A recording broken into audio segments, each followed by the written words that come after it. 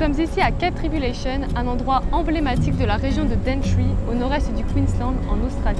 En effet, à gauche se trouve la mer de corail et son récif classé merveille naturelle du monde, et à notre droite, la plus vieille forêt humide de la planète, vieille de quelques 130 millions d'années.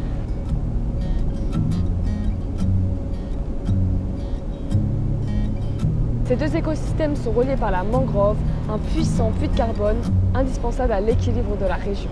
Si ces paysages sont à couper le souffle, ils n'en demeurent pas moins soumis à de nombreuses menaces. C'est pourquoi, dans cette aventure du bout du monde, nous irons à la rencontre des femmes et des hommes qui œuvrent quotidiennement à la préservation de cette magnifique et inspirante région. Nous sommes Hugo et Louise, deux étudiants ingénieurs qui avons pris un an de césure dans notre cursus pour mener à bien ce projet qui nous tient à cœur. Embarquez avec nous dans cette aventure culturelle, humaine, scientifique mais également pluvieuse de l'autre côté du globe.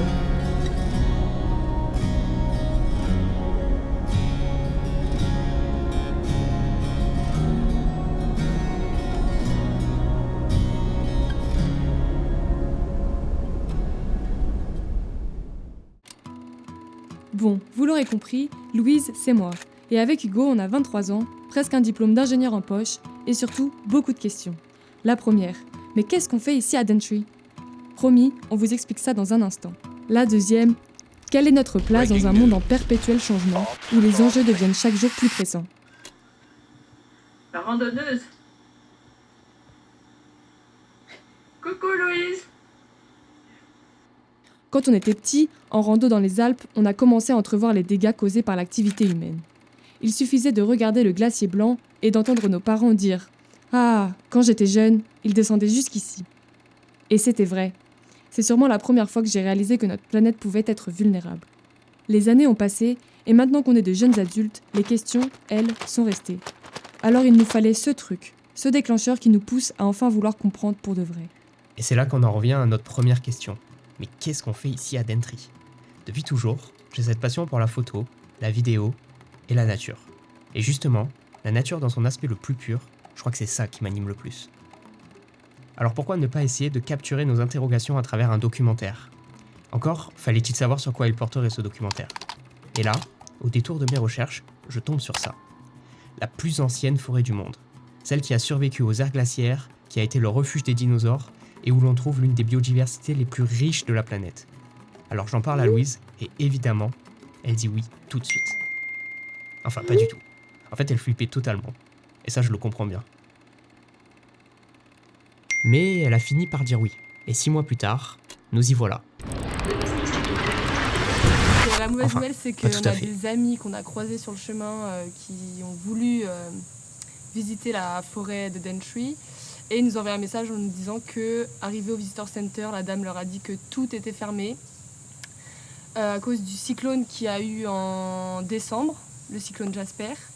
Et du coup, là, actuellement, la forêt elle est en restauration pour pouvoir accueillir de nouveau les touristes, mais c'est fermé depuis du coup, fin décembre 2023 jusqu'à fin mars 2024. Voilà. C'est un peu la douche froide. C'est un peu la douche froide. C'est un peu la loose.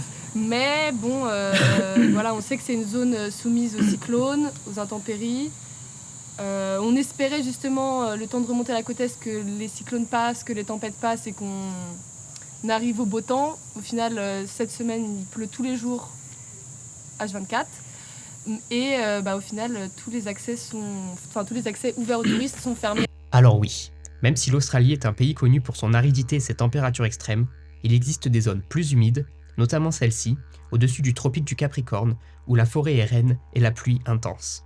Cette région s'étend le long de la côte nord-est de l'Australie, et la forêt de Daintree se trouve juste ici, coincée entre les montagnes et la Grande Barrière de corail. Les nuages se forment au large et sont stoppés au niveau des montagnes, ce qui fournit à la forêt d'abondantes précipitations pendant la saison humide de décembre à mars.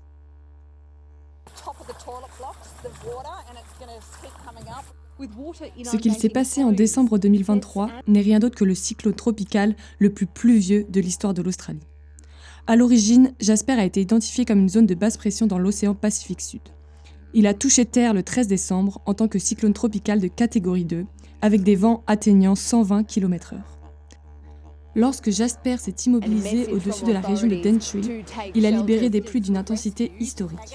En moins d'une semaine, il a déversé 4,2 mètres de pluie, soit l'équivalent de plus de 2 années de précipitation. La rivière de Daintree, elle, a explosé tous les records, atteignant à plus de 14,85 mètres, dépassant de 2 mètres le précédent record. Comme vous vous en doutez, ce cyclone a causé de nombreux dégâts. Des inondations massives, des glissements de terrain par centaines, des évacuations désespérées en pleine nuit. Des routes ont cédé et des maisons ont été emportées. C'est vrai qu'on en avait entendu parler de ce cyclone avant de partir, mais pour être honnête, on était loin de réaliser l'ampleur de ces dégâts. En cherchant sur Facebook des informations sur les moyens d'accéder à la forêt, on tombe par hasard sur le post d'une association qui s'appelle Blazeaid et qui cherche des volontaires pour aider les habitants de la région à reconstruire après les dégâts de la tempête. Le plan, c'est d'aller aider les fermiers et les habitants de la région de Daintree de vivre dans un camp basé à Daintree Village pendant plusieurs mois au bord de la Daintree River et à la lisière de la Daintree Rainforest. Ouais, tout s'appelle Daintree là-bas.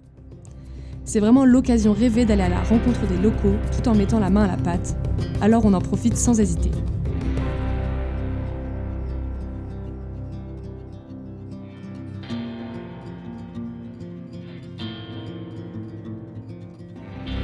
Bienvenue donc à Daintree Village. 93 habitants, une école composée de 7 élèves et un pub au bout de l'unique route qui monte jusqu'ici, nichée entre les collines. Initialement fondé par des bûcherons en 1870, ce village sert maintenant de mise à l'eau pour des bateaux allant explorer à la rivière de Daintree et sa biodiversité.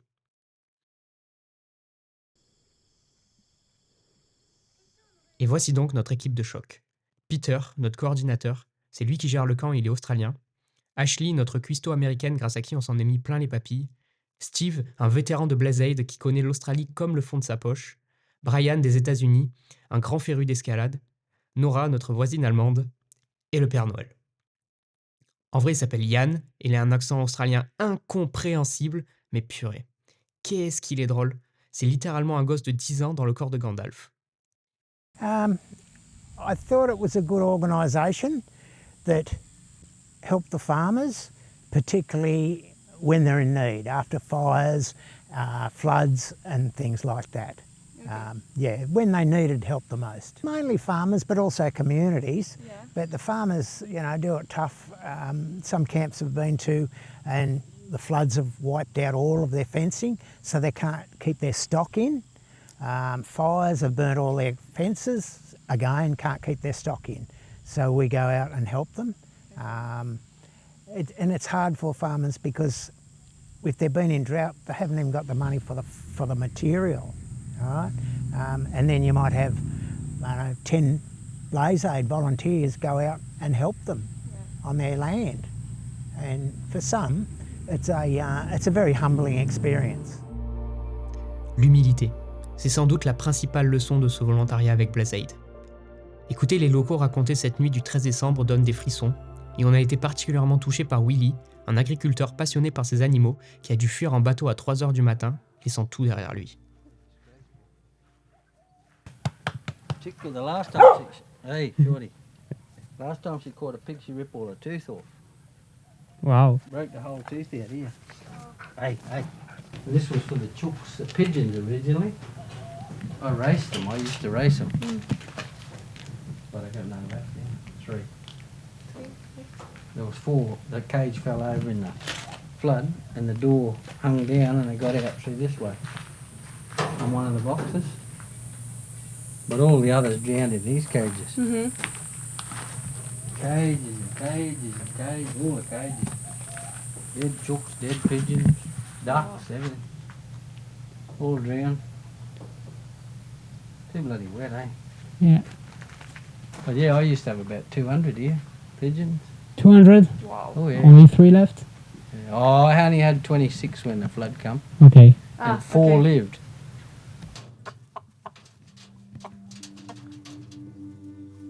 December. 18th. 17th, it's to come up, 18th, that's when it got to there. Yeah. During the night. Yeah, by about, I don't know, it might be 5 o'clock in the morning there, but it was 300 in the house at about almost 2.4 metres from the floor up to there. That's what they measured anyway, that's what they said. But yeah, I don't know what, 2.4 in the shed, I think. 2.4. And that gave me 1,100 in the house. Nice. Pretty well, all the floor coverings, all the floors, all the walls, everything out of the cupboards. The cars. 2 cars, Two but we got cars. insurance on them. Oh yeah. You They have were it. on that mound over there. Okay. We got 2, they were both insured. And mine was up the hill.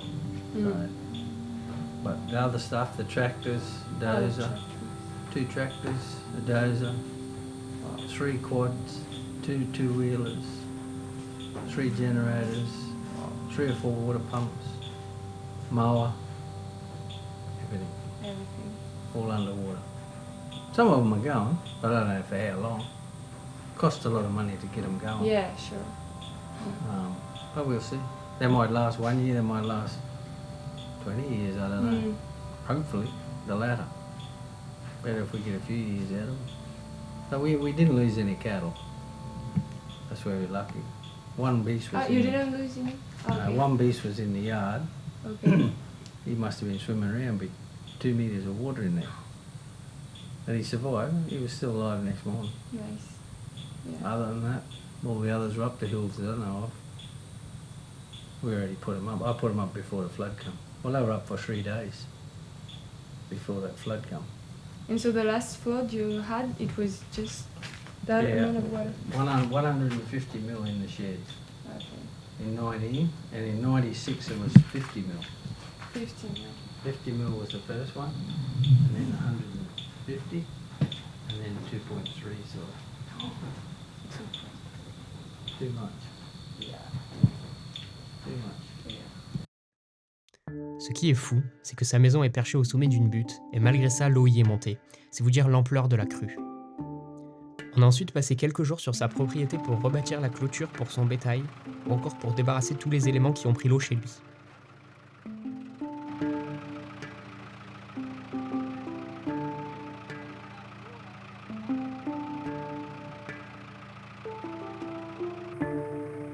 Et voilà le travail. Une belle clôture toute neuve.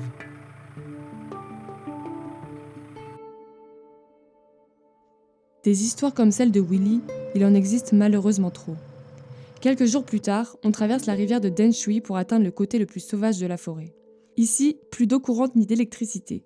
Il faut être complètement autonome pour y vivre.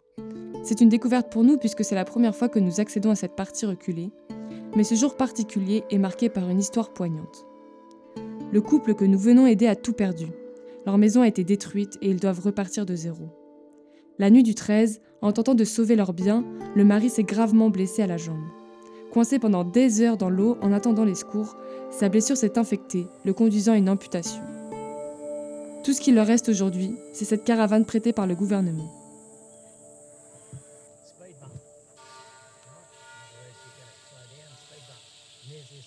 Si le cyclone Jasper n'a fait aucune victime humaine directe dans la région, il a laissé des séquelles profondes parmi les locaux. Comme vous l'aurez compris, cet endroit est aussi majestueux que cruel. Une simple blessure dans cette humidité constante peut rapidement tourner au drame.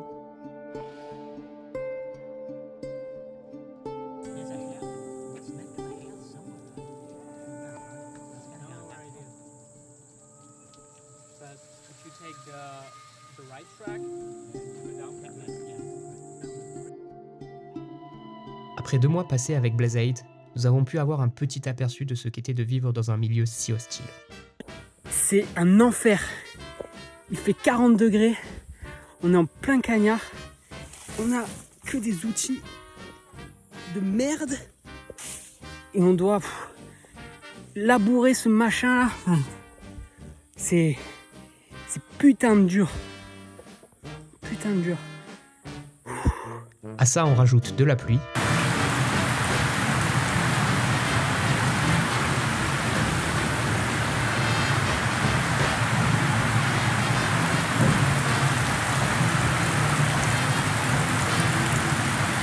Un peu plus de pluie. Voilà à quoi ça ressemble la saison des pluies dans le Queensland.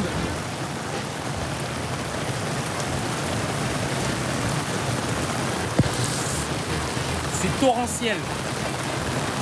Je crois que j'ai jamais vu une pluie comme ça. Toujours plus de Ça fait pluie. 15 heures qu'il pleut non-stop. Là, la rivière, elle est au moins 3 mètres au-dessus de la normale. Et là, on est bloqué à Daintree Village parce qu'il y a un endroit pour partir de la ville. C'est seulement un petit pont. Et là, il est sous l'eau. Ouais, normalement, il y a un pont là-bas. Ouais.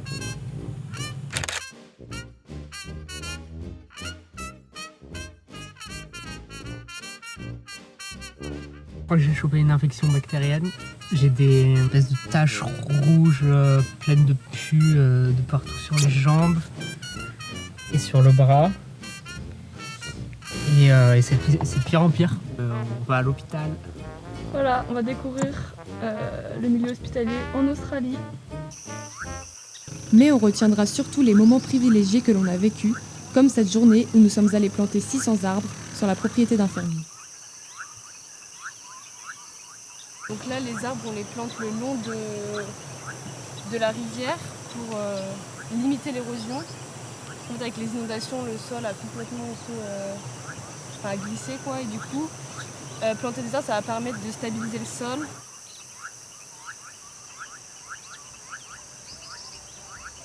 Cette journée a été ponctuée d'une baignade dans un endroit vraiment dingue.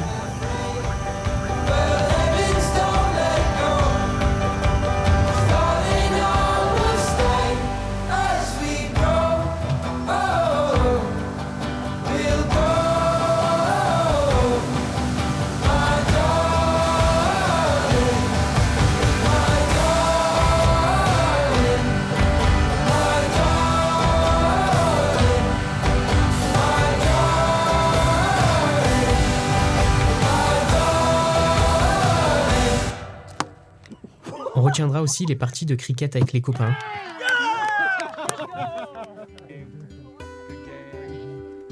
Ou encore la première fois qu'on a traité une vache.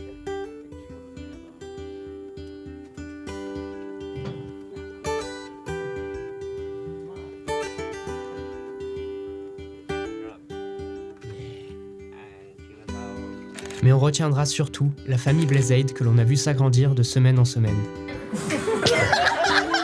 Ce sont des au revoir particulièrement difficiles, mais on a encore tellement à apprendre de cette forêt qu'il est temps pour nous de nous aventurer dans d'autres parties de celle-ci afin de mieux comprendre les secrets qu'elle abrite. En tout cas, et du fond du cœur, merci Blazeid. Vous vous souvenez qu'on vous a dit que Daintree était la plus vieille forêt du monde, et pour être plus précis, qu'elle s'était formée il y a 130 millions d'années. Voici la Pangée, le supercontinent initial formé il y a 300 millions d'années. Il s'est d'abord séparé en 2 sous-continents, l'Eurasia et Gondwana, qui comprend l'actuelle Afrique, Amérique du Sud et l'Océanie. C'est donc sur ce Gondwana que la forêt de Daintree s'est formée. Au cours des ères, les continents ont continué leur dérive pour arriver à la disposition que l'on connaît aujourd'hui. Différents changements de climat ont contribué à réduire la zone occupée par la forêt, qui aujourd'hui ne trouve plus que sa place dans cette petite partie du Queensland.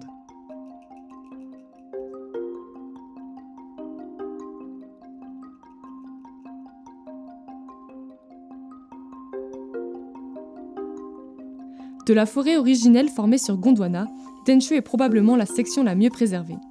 Aujourd'hui, on compte un nombre colossal d'espèces endémiques de fleurs et d'animaux. Parmi ces derniers, l'emblème de Daintree se nomme le casoar. Véritable icône de la forêt, cet oiseau incapable de voler revêt une importance particulière aux yeux du peuple Kuku Yalanji, les gardiens ancestraux de la région. Connu comme étant l'oiseau le plus dangereux du monde du fait de ses 3 griffes tranchantes comme des rasoirs et de sa territorialité accrue. Il est ici le maître des lieux et l'un des plus proches descendants du dinosaure. Aujourd'hui, il n'en reste qu'un petit millier à travers la forêt de Daintree et la Papouasie-Nouvelle-Guinée. Et en croiser serait une chance inouïe pour nous. Protéger le casoar et son habitat naturel passe forcément par des actions concrètes pour sauvegarder et redonner vie à la forêt de Daintree. C'est là qu'intervient l'association Rainforest Rescue, qui a plusieurs missions. Protéger les terres encore non protégées en rachetant des parcelles privées, restaurer des zones abîmées en les retransformant en forêt tropicale et replanter des arbres grâce à leur pépinière, qui produit chaque année des centaines de milliers de plants. So Rainforest Rescue was founded 25 years ago. It's our 25th anniversary this year in 2024. And our original aim, and it's still our aim, is to be able to protect and restore rainforests, one of the most important and biodiverse habitats on Earth. And so for us, the Daintree rainforest, being the oldest rainforest on Earth, is a perfect example of such an important habitat. So first of all, we get fresh fruit like this, and these guys have been collected just the other day, and we'll let them to dry out for a little while like that. And then once they dry out, they open up, and we get these little black seeds come out like that. And then my job is to make sure that those seeds germinate. And we want these to be growing as slowly as possible, so we have very little soil, we don't use fertilizer. You can see still they're growing, vigorously, because that's rainforest trees, they're always going to be growing. But we're trying to slow them down in here so that we can have them on demand. You know what I mean? It's like a bank of seeds. So we have gigantic, slow-growing canopy trees that will live for 1,000 years, and then we have very fast-growing, smaller trees that are designed to shade out grass and really start that process of regenerating the rainforest. So they may look similar, but each tree has its own purpose. Some things are for creeks, some things are for swamps, some things are to mainly attract birds.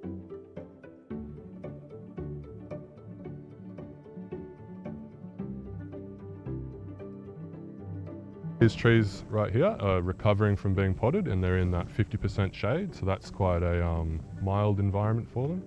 And then after a few weeks or a month or so, we put them into the 30% shade, which is more sunny, and you can see the transition on the shade cloth there from 50 to 30% shade. And then that's where we're really starting to make them go, right, you guys got to get ready to live out in the big wide world.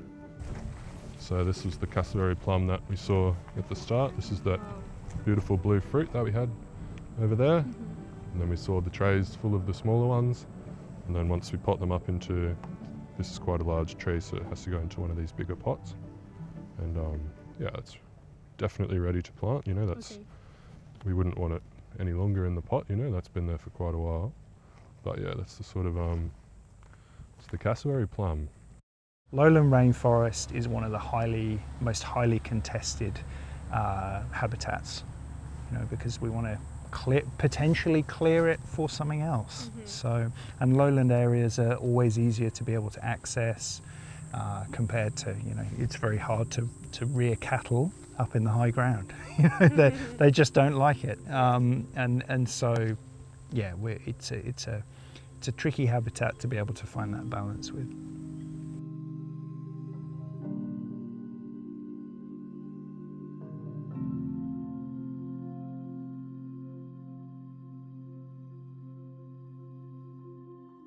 Welcome to Garanji Bubu. Yalanji means cassowary in Yalanji language, and Bubu means land. So we're on cassowary land here. As you can see from the sign, this is a nature refuge, which means it's protected. It's a site of significance, so the rainforest here is significant. It's protected at a government level. So this land is going to remain protected now. The name Yalanji Bubu was given to the land by Yalanji people only a few years ago. Before that, it was actually known as Lot 46, which is a pretty ordinary name for a place, but it gives you a sense of where it is in the local area. This used to be an old oil palm plantation, so we will actually see evidence of some of the old oil palms that are grown here. Some really big species of specimens are still growing here. They're pretty hard to get out of the ground, so when we were restoring it, we left them in place. The property was purchased in 2012 and has spent about 10 or so years with restoration taking place. So our land management team have been in planting trees. So a lot of the trees that you'll see in here will be relatively young, but they are rainforest trees. They're native trees as well. And they're trees that will help to continue to kind of get the succession layers of the rainforest happening again.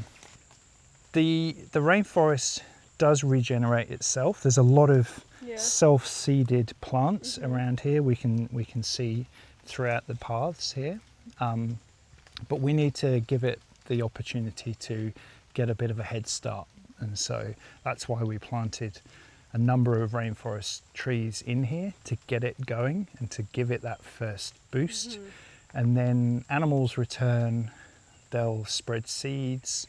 The fruit will drop from the trees as well, and those seeds will, bounce around and maybe get moved by the rain as the water moves through here. And then all of those little kind of layers then all add up to the rainforest helping to heal itself. Yeah.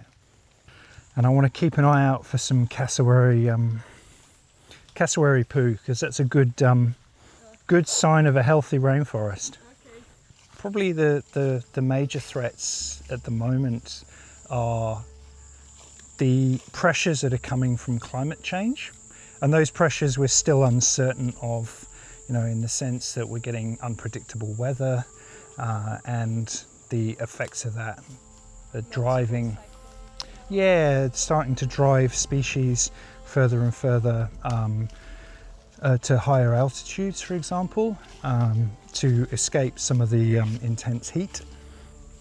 We're also up against the threat of what happens with habitat fragmentation.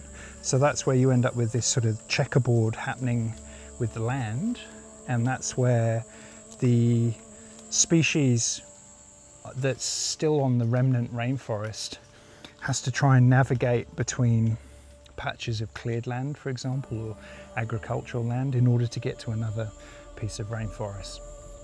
The problem that occurs there is they then become under threat from, say, dogs, for example, a road with cars coming through. The other thing as well with fragmentation is it can affect the gene pool as well. So your genetic diversity starts to decrease because you're essentially having these islands of populations of animals and plants, and so the genetic diversity starts to sort of contract as a result. And that's why we want to keep it connected up in order to allow animals and plants to move through those spaces to keep genetic diversity at an optimum level. Kind of search for some poo. So I think it will just be a nice way to talk about cassowary. So what we've done here is, in a way, is recreate a cassowary poo. And so what you would expect to see in the rainforest is a pile a bit like this, of organic matter, and amongst it will be seeds. What's important with that is that having a pile of seeds like this is like somebody taking a packet of seeds and dropping them on the ground. So the cassowaries are, in a way, like a gardener for the rainforest. They're spreading these packets of seeds all through the forest, and a pile of, say, cassowary plum seeds like this, the tree that they came from may not actually be above us. That cassowary may have moved, say, overnight, for example. The seeds from that tree have then moved through to another part of the forest. It means now we've got genetic diversity starting to happen because that part of the forest has seeds from another part of the forest. And so in that sense, cassowaries are amazing at also spreading genetic diversity throughout the forest as well.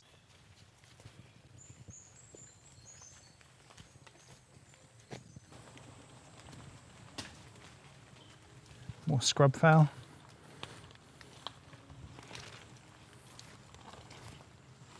Yeah, the creek's just here.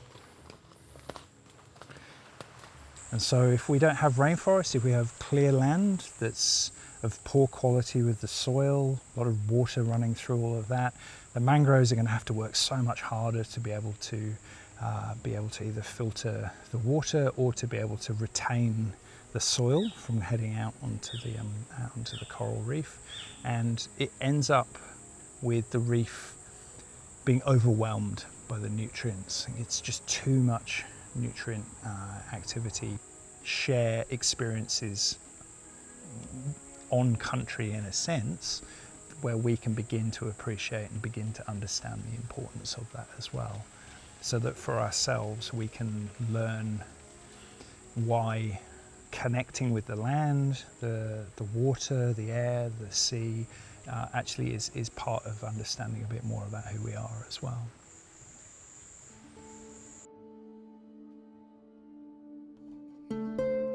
À l'extrémité de la forêt, là où la terre rencontre l'eau, la végétation tropicale dense cède peu à peu sa place à une végétation plus noueuse.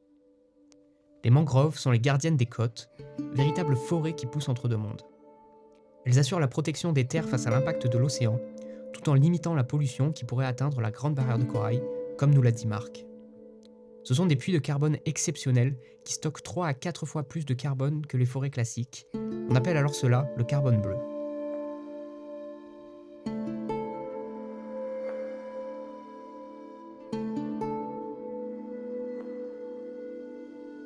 Pour mieux comprendre les enjeux autour des mangroves, nous partons à la rencontre de Mick, un vrai passionné.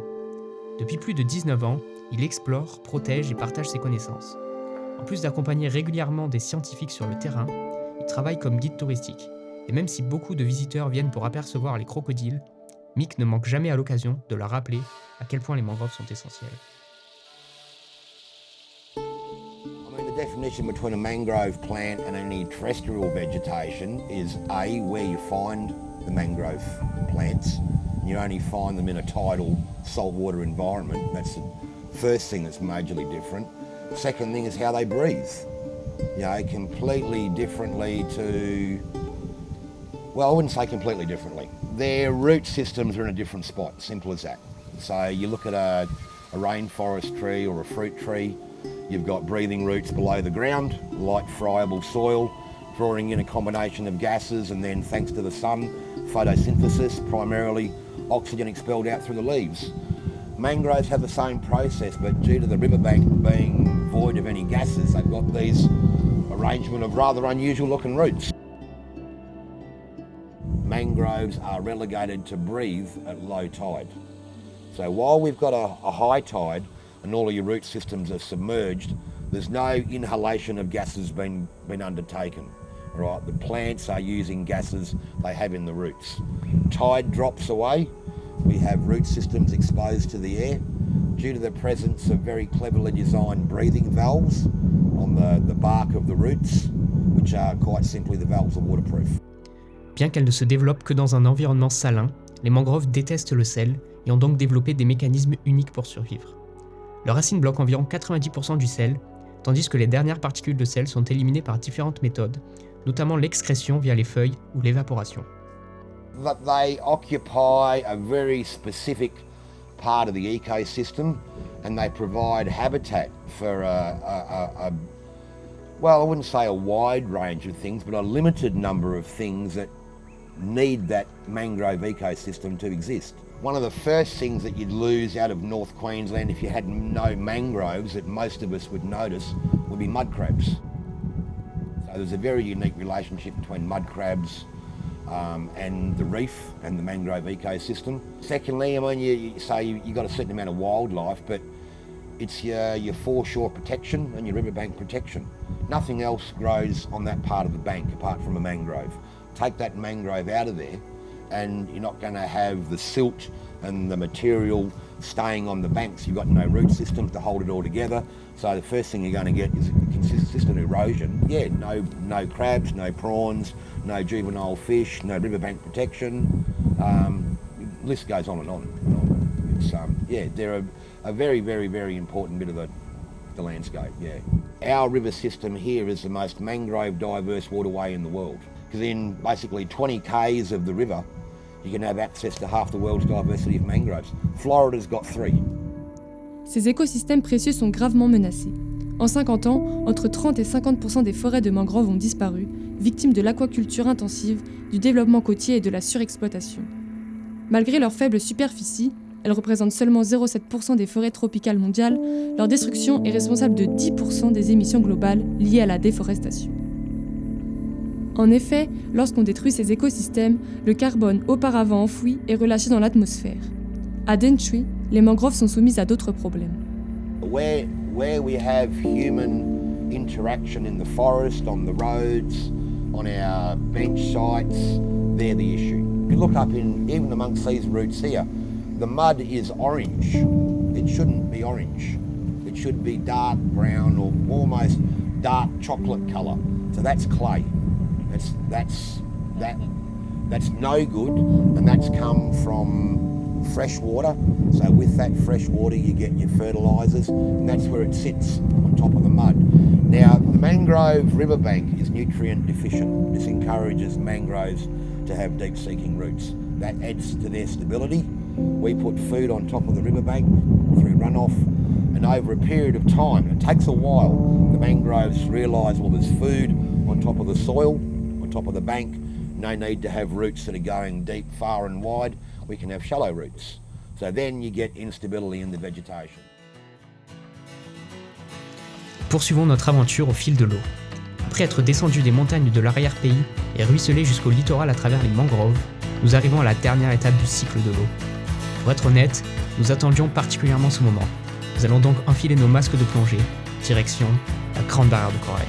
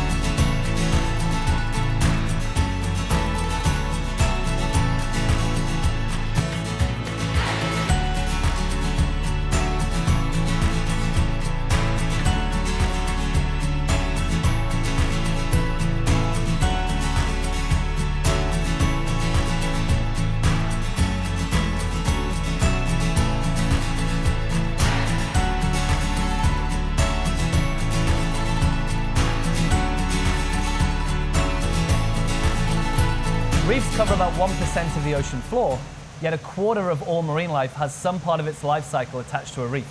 So you have the corals, the fish, the crabs that live there, but you have whales come up through season, you have the seabirds that feed on the reef and deposit droppings on land, which feeds our land ecosystems. So essentially, if we lose coral reefs, that's a quarter of all marine life on the planet that's affected. And that affects you no matter where in the world you are. That has a flow-on impact. So this is the depressing side of this wall, unfortunately. Now, scientists generally agree climate change is the biggest threat to coral reefs around the world. And something I always like to say here is, because you hear so many conflicting opinions, now we all really know what the cause of this is, but it doesn't matter what you believe the cause of climate change is. The fact is the world is heating up and it's having a very serious effect on our environments, and something we have to manage. So as the world heats up, we're getting increased frequency and severity of extreme weather events, cyclones, storms, and coral bleaching events as well. And coral bleaching can be caused by many different things. Temperature is the big one. Ce que l'on appelle corail est une colonie composée de milliers de minuscules animaux, les polypes. Ces polypes se nourrissent en filtrant des particules dans l'eau, mais tirent l'essentiel de leur énergie des algues qui vivent dans leurs tissus. Ces algues transforment la lumière du soleil en énergie, offrant ainsi au corail des nutriments vitaux. C'est cette relation symbiotique qui donne aux récifs leurs couleurs éclatantes. Quand l'eau se réchauffe, le corail est stressé et expulse alors les algues. Sans elles, le corail perd sa couleur et devient blanc, mais il n'est pas mort pour autant. Les polypes tentent de survivre malgré la famine, et si les conditions redeviennent normales dans les semaines qui suivent, le corail peut réabsorber les algues et se rétablir. Sinon, il meurt. Depuis 1998, la Grande Barrière a subi 7 épisodes de blanchiment massif. En 2016, le pire jamais enregistré a touché 90% des récifs, détruisant plus de 30% des coraux au nord. En 2024, un nouvel épisode a ravagé toutes les zones, signe alarmant d'un réchauffement global qui s'accélère. Si nous ne réduisons pas drastiquement les émissions de gaz à effet de serre, ces catastrophes pourraient se produire chaque année d'ici 2050. Et ce n'est pas tout. L'acidification des océans fragilise également les coraux en dissolvant leurs squelettes, tandis que la surpêche et la pollution continuent de les pousser à la limite. So what we saw with the flooding after the cyclone in Cairns was localized coral bleaching. So a couple of reefs, particularly I'm thinking Lowell's off Port Douglas and the Franklin Islands just south of Cairns, those two reefs sit essentially at the mouths of rivers. So with all that fresh water in the flooding, that's inundated those reefs, it's flooded them with fresh water. Corals like salt water, they don't survive in fresh water. Okay. So they've started to bleach, and then eventually they've died. And my colleague did some surveys at Lowell's recently, and up to 95% mortality. So 95% mortality. So that reef is pretty much dead right now. So a lot of people say to me, yeah, cyclones aren't new. They've happened for thousands of years, all right? Yes, that's very true. But it's this severity and frequency. So historically, you might have a cyclone, but then you might have many years where the coral gets to recover and bounce back. Right now, we're having a cyclone, and before the coral recovers, a bleaching event, and then crown of thorns starfish, and it's just this cumulative impact which is leading to a declining trend in living coral cover. Coral wants to survive, and it will survive if we give it a chance, but we have to maintain all of these impacts and reduce these impacts to give it that chance to regenerate. You know, on one hand, we have these amazing hope spots filled with coral biodiversity and, you know, amazing diversity for the future. But on the other side, a cyclone could come tomorrow and wipe that out. So how do we capture that? How do we store that biodiversity for future generations? And that's exactly what the Forever Reef project is. Come on in.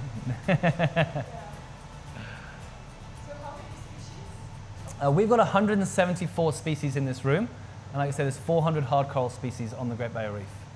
So quite remarkable. I have to be very clear and say that this is not the solution, okay? This does not fix climate change. It does not fix all those impacts we just spoke about, but it is critically important as an insurance policy. L'objectif du Forever Reef Project est d'avoir un exemplaire de chaque corail de la Grande Barrière dans leur bassin en cas d'extinction massive. Pour ce faire, chaque prélèvement de corail est réalisé avec soin et s'accompagne d'une collecte de données sur son environnement. Pour assurer une véritable diversité, il prélève 15 spécimens de chaque espèce en explorant différentes zones du récif, qu'elles soient proches du large, des mangroves ou des rivages. Une fois prélevés, les coraux sont fragmentés et équipés d'une puce qui raconte leur histoire, leur origine, leurs conditions de vie et leur parcours pour faciliter leur suivi. Certains doublent même de taille en seulement quelques mois, ouvrant la voie à une régénération sans nouveau prélèvement. Corals like, as we mentioned before, a sustained environment. They like things to be as much the same as possible. Yeah. They can adapt to change, but it has to be over a long period of time. And that's a good thing to talk about. So for instance, off Cairns here, we have corals already existing in the mangrove systems. Now the mangroves are more acidic and warmer than the outer reef is. It's what we predict the outer reef will be like in years to come, and corals are surviving there. But they have had thousands of years to adapt to that environment and survive there. Right now the environment's changing so quickly that they just can't adapt quick enough to that changing environment. So corals will naturally evolve and adapt, but they can't do it at the speed the environment's changing. And as we spoke about before, in theory, corals just keep growing. If you give them the right conditions, they just keep growing and growing and growing. So they're the perfect animals to do this with, because once we've collected what we need, they're just going to keep growing.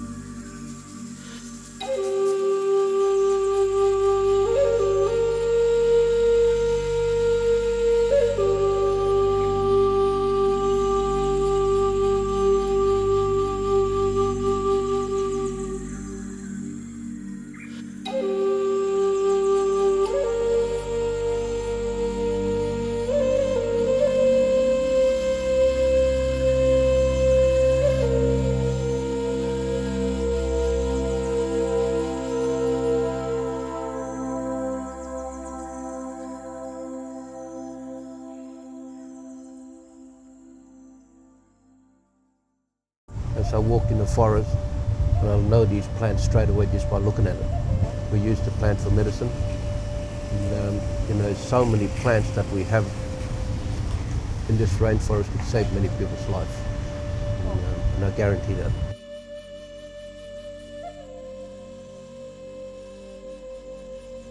We protect the rainforest, and we have a lot of young ones now working for National Park, and they control the coastline and even the rainforest. And what we want from the rainforest, we take what we really need, and other than that, we don't destroy the land.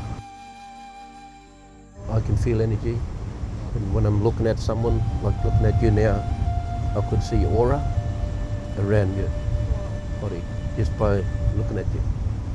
And I can tell by looking at that person if something's wrong with them, but normally I don't come out with it and say, oh, something wrong with you. But I want that person to tell me about it so they can feel comfortable. Yeah. And, if I do healing on someone,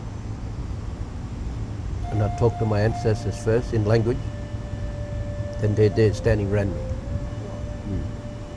And if I sent the ancestors to Cairns or wherever to help someone, we say wawu in our language, the spirit. My spirit goes to it, the travel. And that's how we help people.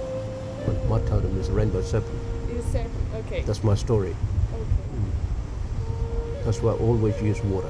That's what your family told you, or is that just what you feel? That's what I feel.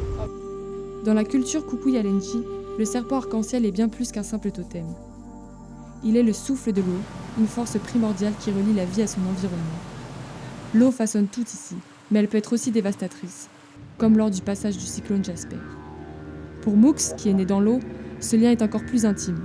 Il guide sa vision du monde et son rôle de chaman. Well, water is very important to me, very special. And when I do a lot of my healing, I use water in a cup or in a glass. And I use a lot of my underarm sweat and mix that up with the water. Then I touch that person. But with the water, it's helped me take it out of that person. But the sweat is my barrier, so I don't get that stuff from that person. And and once I start working on someone, I'm in trance. And I could see everything what comes out of there just by meditating. So you do a lot of meditation and stuff? I do. When I'm by myself, sometimes I come to the beach here, or go up to Cape Tribulation or back to my property. I sit down and meditate there. And more you meditate, more stronger you get with energy. Energy builds up. And so that's what I love doing. Ce que nous apprend Mux, c'est une autre façon de voir le monde. Celle d'un équilibre fragile où la nature donne, mais peut aussi reprendre. Le chant du serpent arc-en-ciel résonne dans chaque goutte d'eau, dans chaque souffle de vent, nous rappelant que tout est connecté. Là où nous avons souvent cherché à dominer ou à exploiter, les Kuku Yalanji ont compris depuis bien longtemps qu'il faut cohabiter, écouter et respecter les éléments. Peut-être nous sommes-nous trop éloignés de cette sagesse ancestrale. En voulant imposer notre rythme et nos besoins, nous avons rompu des équilibres millénaires. Pourtant, comme l'eau qui trouve toujours son chemin, il n'est jamais trop tard pour renouer avec cette harmonie et entendre à nouveau le chant du serpent résonner. Nous sommes venus ici avec des questions et nous repartons avec des leçons. Des leçons d'humilité, de résilience et surtout de partage. Bien que convoitée, la forêt de Daintree rassemble et unit, que ce soit la biodiversité ou les humains. Peut-être est-ce là le secret de sa longévité. Any day above grass is a good day, yeah. And make every day above grass a good day. Yeah.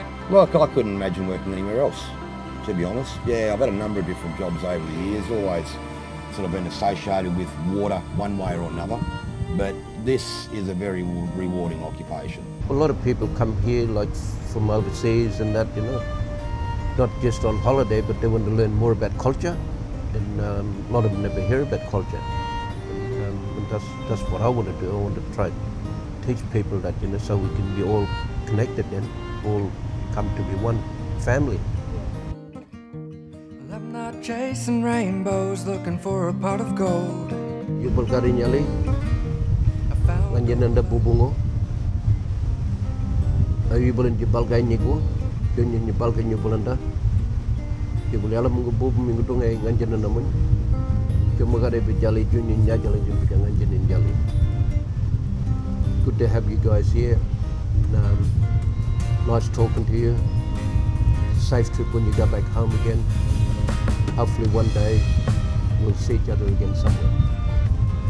On my tour, I always tell people all the time, don't care who you are, you could speak different language, different colour, but remember we are family. Don't care who you are. It's coming from the heart. Guys, I love you. Have a great day.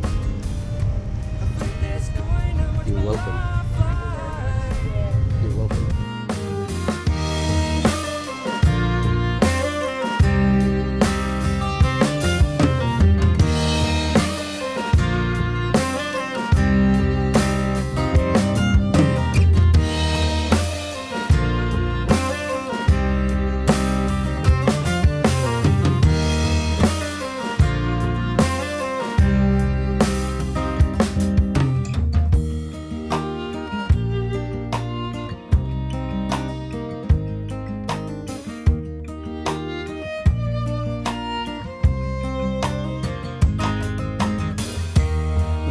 Looking for that big old home that I can call my own. I found all that I want when I found that girl. I know she will stay by my side even if I get too high and leave this world on the ground.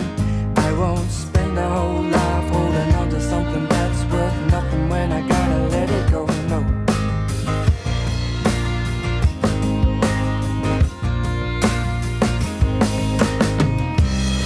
This coin and let chance decide. I flip this coin and watch my life fly. I flip this coin and let chance decide. I flip this coin and watch my life fly. I will let my fate be in my compass. Flip that coin and let chance decide this. Let my wandering feet take me where I need.